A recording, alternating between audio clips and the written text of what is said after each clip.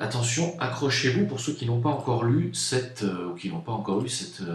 information. Alors, vous allez pouvoir trouver ce que je vais vous dire dans beaucoup de médias et vous allez pouvoir vérifier cette source qui est très vérifiable.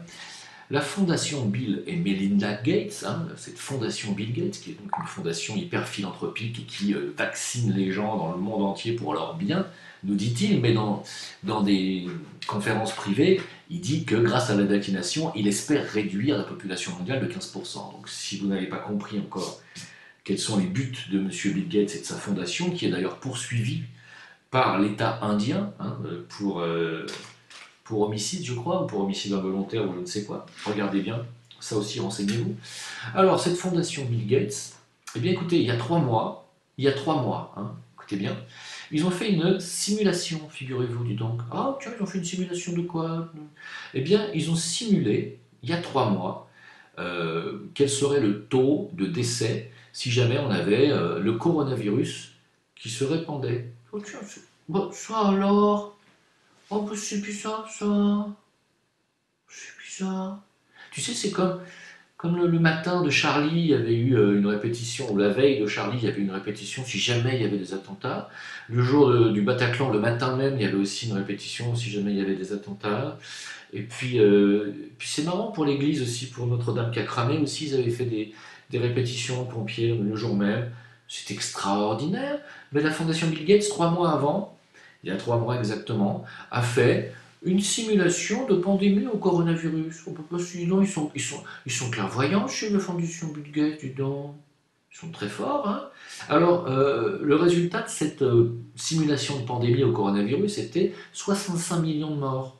Oh, bah, ça va, Jim, ça fait pas 15% de l'humanité. Non, on en est encore loin. Par contre, ce qu'il y a d'extraordinaire, ce que je vous dis est vrai, ce qu'il y a d'extraordinaire, c'est que la fondation Bill Gates a également financé au même moment un groupe qui détient un brevet sur un virus et finance la recherche d'un vaccin pour l'empêcher de se propager. Vous avez compris? C'est-à-dire que la fondation Bill Gates vous dit si jamais il y a le coronavirus, on va avoir 65 millions de morts, mais on finance quand même tout ce qu'il faut pour avoir le vaccin et pour pouvoir vacciner les gens. Voilà. Je vous dis là, c'est vrai, hein. Bon, ça va dans l'optique de la mentalité de Bill Gates et de toutes les saloperies qu'il a fait depuis qu'il a de l'argent, hein, voilà. D'ailleurs, je ne vais pas lui jeter la pierre à ce brave Bill, c'est qu'il n'est pas le seul à être un milliardaire au cœur noir. Il n'est pas le seul, malheureusement. Et vous savez, il y a une ONG qui s'appelle Oxfam, O-X-F-A-M, qui répertorie les milliardaires du monde et la répartition des richesses. Et puis, ils se sont aperçus que depuis 2018, la concentration de la richesse s'est considérablement accentuée chez les milliardaires. C'est-à-dire que les milliardaires gagnent aujourd'hui plusieurs milliards quasiment par jour. Avant, c'était chaque année, chaque 6 mois, 3 mois, chaque semaine. Maintenant, c'est par jour. Bernard Arnault a gagné plus d'1 milliard 200 millions de dollars en une journée, là, hier ou avant-hier. Ce qui fait que sa fortune est passée de 56 millions à plus de 107, de 56 milliards à plus de 107 milliards, d'euros. Ce qui fait qu'il est aujourd'hui la troisième fortune du monde. Et il a même dépassé Bill Gates. Voilà. Euh, alors, bon, ça le fait marrer, Bernard Arnault. Bernard, il est content, Bernard Arnault. Alors, il se marre. 1 milliard 200 millions en 24 heures. C'est le magazine Forbes qui a fait cette estimation. Voilà, il est tout content, hein. Alors, grâce à Louis Vuitton, Moët, Moët et Chandon, Hennessy, tous des produits de luxe fabriqués par la holding. Il y a Christian Dior, il y a Givenchy, Guerlain, Chaumet, Hennessy, tout ça. Bon, ça rapporte de la thune. Il faut croire que les gens aiment les produits de luxe, hein. Mais ça, on ne peut pas leur en vouloir. Moi, je n'en veux pas aux gens d'acheter des produits de luxe. Non, par contre, j'en veux considérablement aux milliardaires de, comment dire, de vider le sablier, hein.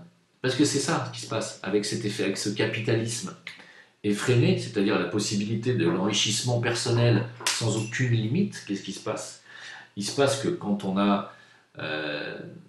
avait les milliardaires ici, puis le reste de l'humanité ici, il y avait 50-50, ce qui était déjà pas normal, mais puisque eux, ils ont le droit de piller le reste de la planète et qui ne sont pas taxés, ils ne sont pas obligés de rétribuer, et ils ne sont pas obligés de donner des dividendes sur tout ce qu'ils gagnent, qu'est-ce qui se passe? Comme ils continuent de piller et qu'ils en ont de plus en plus, bah, le sablier se vide, se vide, se vide, et eux se remplissent, et de plus en plus vite.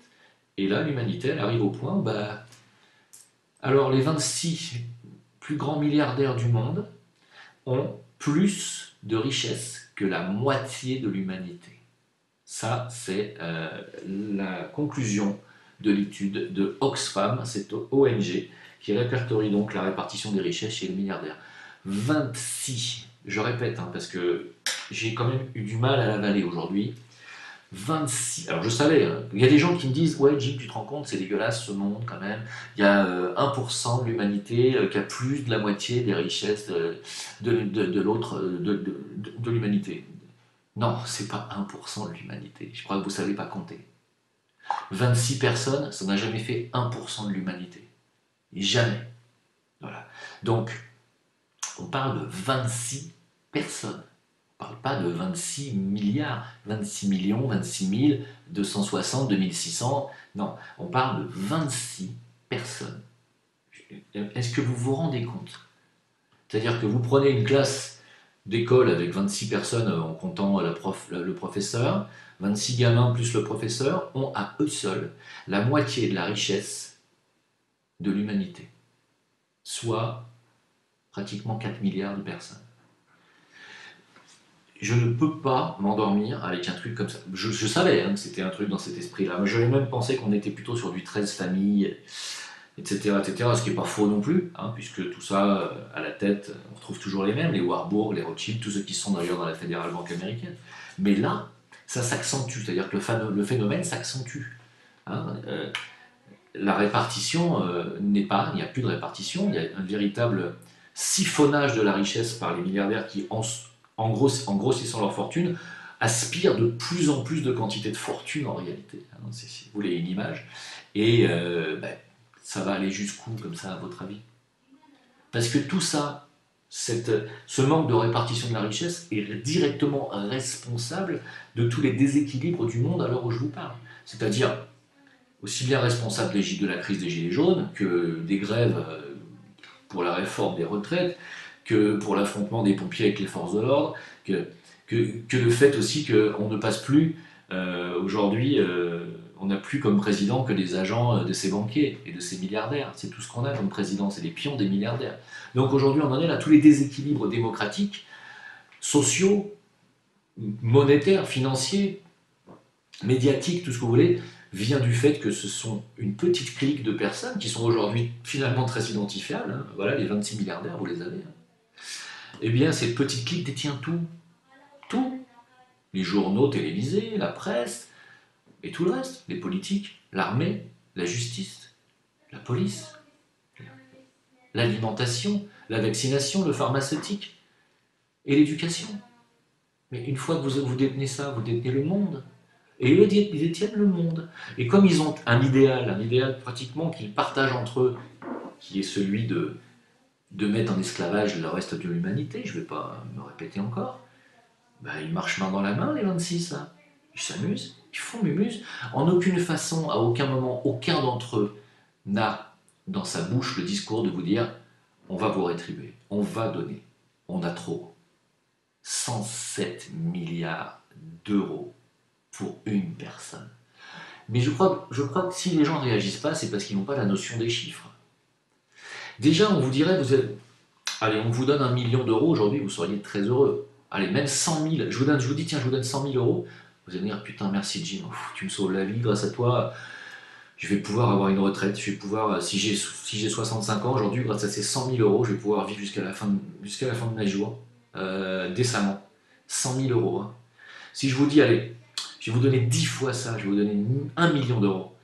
Vous allez me dire, putain, c'est génial, grâce à 1 million d'euros, aujourd'hui j'ai 40 ans, j'ai 2 enfants, une femme, je vais pouvoir acheter une maison et je vais pouvoir aussi capitaliser jusqu'à la fin des jours de tout le monde et on va sauver la famille.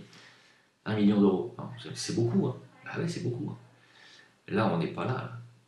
Si je vous dis, je vous donne, allez, je vais vous donner 10 fois ça, 10 millions d'euros. Et là, je fais vivre la famille. Si vous ne faites pas les cons, vous pouvez partir en vacances tous les ans, ou même 4 fois par an, et vous pouvez emmener plus que votre famille est proche, vous pouvez emmener les amis, vous pouvez sauver votre collectivité, voire votre village. Si vous faites les choses correctement, vous pouvez monter des boîtes, des affaires, des fondations qui pourraient éventuellement tourner elles-mêmes et s'auto-gérer, etc., s'auto-financer. Je vous ai donné que 10 fois. Allez, je vous donne 100 millions d'euros. Vous allez bâtir des bâtiments, des écoles, vous allez faire des foyers si vous êtes bien intentionné, vous allez faire des foyers pour les SDF, vous allez faire des écoles de réinsertion, vous allez faire des tas de choses utiles pour une collectivité. 100 millions d'euros. Allez, je vous donne encore 10 fois ça, je vais vous donner 1 milliard. Milliard d'euros, Jim, ça commence à faire là. Ça commence à faire, vous allez presque construire un village. Hein. Allez, je vous donne encore 10 fois ça. 10 milliards d'euros, waouh, ben, on est encore 10 fois en dessous de ce qu'a Bernard Arnault. Ça fait mal au fion quand même, non? Ça fait quand même mal au fion. Hein, je ne les ai pas entendus dire ni les uns ni les autres, on va donner 50% de ce qu'on a à la collectivité. Non, jamais. Si, Bill Gates va vous dire, mais moi avec ma fondation, j'ai reversé, hein, j'ai donné 30 milliards d'euros, hein, oui, à Coca-Cola. Bon, hein, j'ai déjà expliqué tout ça dans la vidéo précédente, regardez-la. Voilà, tout ça pour faire du profit, certainement pas pour aider l'humanité. Hein. Et tout vient de là, tout vient de là, tous les problèmes viennent de là, et uniquement de là. Alors, moi j'ai envie de vous dire, au final, qu'est-ce qu'on fait? Non, qu'est-ce qu'on fait? On continue comme ça, on les laisse faire? Ou on exige immédiatement d'en parler et de ne parler que de ça dans les médias. Il faut absolument enrayer ce processus capitaliste effréné.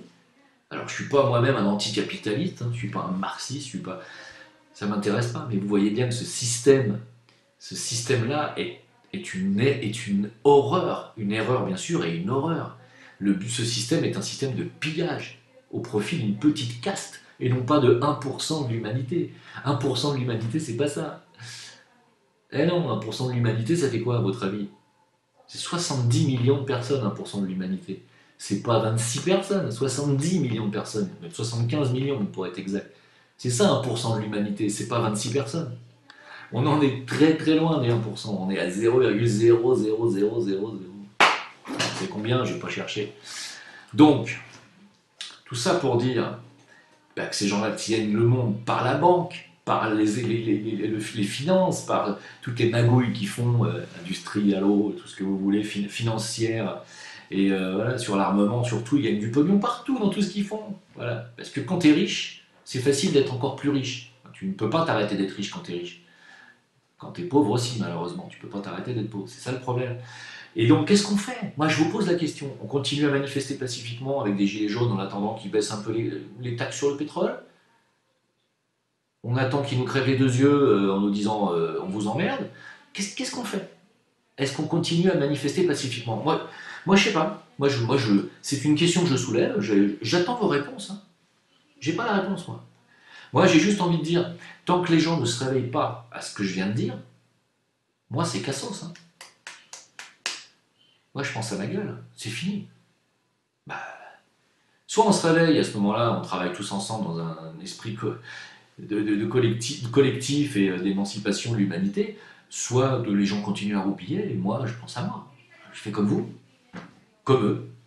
Bah, qu'est-ce qu'on fait? Non mais, je sais pas. Alors, le pire, c'est que on continue à mettre notre argent dans les banques, on le retire pas. Hein. Les Libanais, bah, eux, ils aimeraient bien le retirer, mais ils ne peuvent plus, hein, parce que leur banque a fait faillite, je le répète encore. Aujourd'hui, on nous passe cette histoire de coronavirus, c'est pour noyer le poisson, hein, c'est pour noyer l'écroulement bancaire et financier qui arrive. Et on ne traite pas les banquiers d'escrocs. Vous n'allez pas le matin, vous, dans votre banque, en disant aujourd'hui, je retire un peu de thunes, hein, bande d'escrocs. Vous leur dites pas ça. Non. Par contre, je vais revenir un petit peu, je vais parler un peu du Bitcoin et du Zincoin. Le Bitcoin, vous avez vu qu'avec la crise boursière qui est impactée par cette histoire de coronavirus, parce que les gens ont peur, hein, bon, ça fait chuter la bourse. Et qu'est-ce qui se passe? Ça fait grimper le Bitcoin. Hein. Donc vous avez bien compris que quand le système financier va s'écrouler, ah si. Ah non, non, non. Non, ça n'a pas enregistré. Bon, tant pis. Ah si, c'est enregistré, je me disais, je suis pas fou quand même. Vous connaissez George Carlin? Ça vous dit quelque chose, George Carlin? Non? Bon, bah, renseignez-vous sur qui est George Carlin.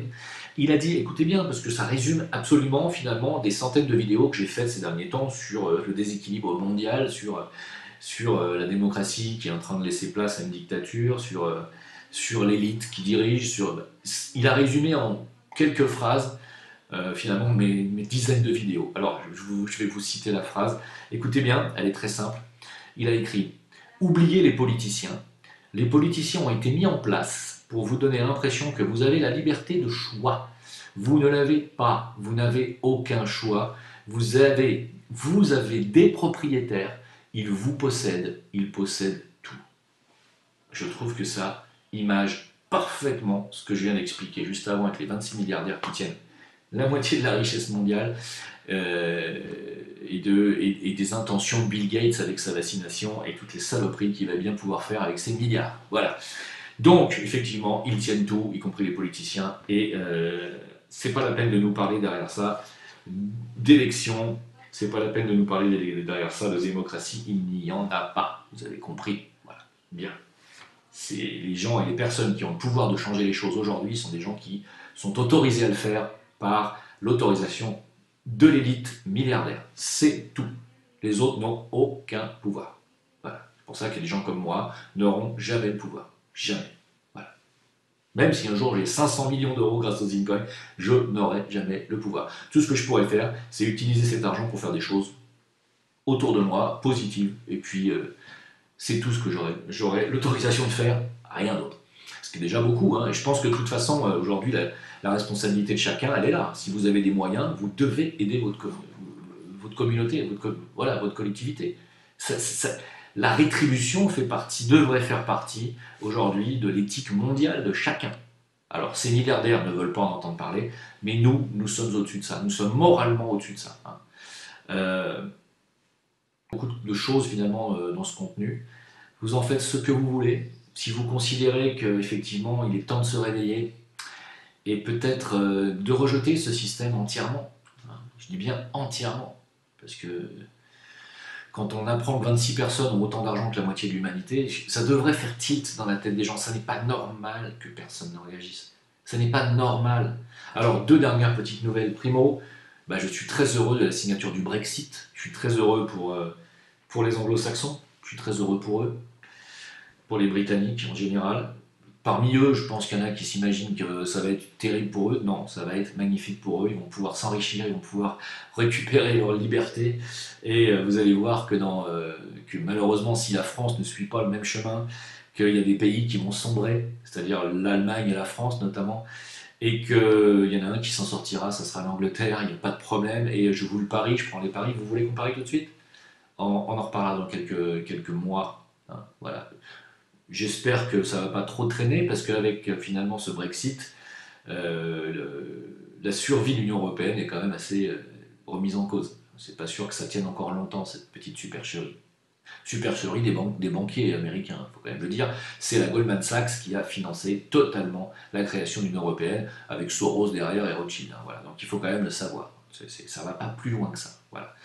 Oui, alors je suis parti sur un média très sympathique que je ne connaissais pas, que m'a fait découvrir quelqu'un qui est sur VK et qui m'a dit, écoute, puisque Stéphane Blais a été grillé partout et qu'il n'a plus du tout ni de YouTube, ni de Facebook, ni de VK, qu'on lui a même piraté, on lui a même fermé son email, Gmail, on lui a même piraté son téléphone, sa messagerie, c'est un truc de fou. Il m'a dit, invite-le sur ok.ru. Alors, ok, comme ok, OK, hein, ok.ru. Voilà, c'est en français, il y a quelques mots en russe, mais vous pouvez traduire la page. Inscrivez-vous, alors c'est génial parce que c'est un genre de YouTube mélangé à Facebook. C'est super, c'est-à-dire qu'on peut y mettre des vidéos, c'est beaucoup plus stable que Facebook au niveau vidéo, c'est comme YouTube. Et en plus, on peut s'envoyer des mails entre nous. C'est un YouTube avec la possibilité de se parler, de s'envoyer des photos et tout. C'est quand même très sympa. Venez m'y rejoindre, j'y suis déjà, à Jim Leveilleur, j'y suis déjà. Venez me demander en ami. Et je vais commencer à y poster des vidéos. D'ailleurs, cette vidéo sera la première qui sera mise en ligne sur ok.ru à mon compte Jim Leveilleur. Voilà, venez, parce que c'est russe et parce que ce n'est pas, ça échappera au contrôle de vous savez qui. Et donc je vous y attends. Voilà, si vous avez envie, bien sûr. N'hésitez pas à vérifier que YouTube ne vous ait pas, comment dire, désabonné de ma chaîne, parce qu'ils ont désabonné des milliers de personnes. Donc réabonnez-vous, vérifiez que vous êtes bien abonné, et puis à bientôt. Ciao, bon appétit. Essayez de trouver le sommeil. Moi je vais essayer. Salut.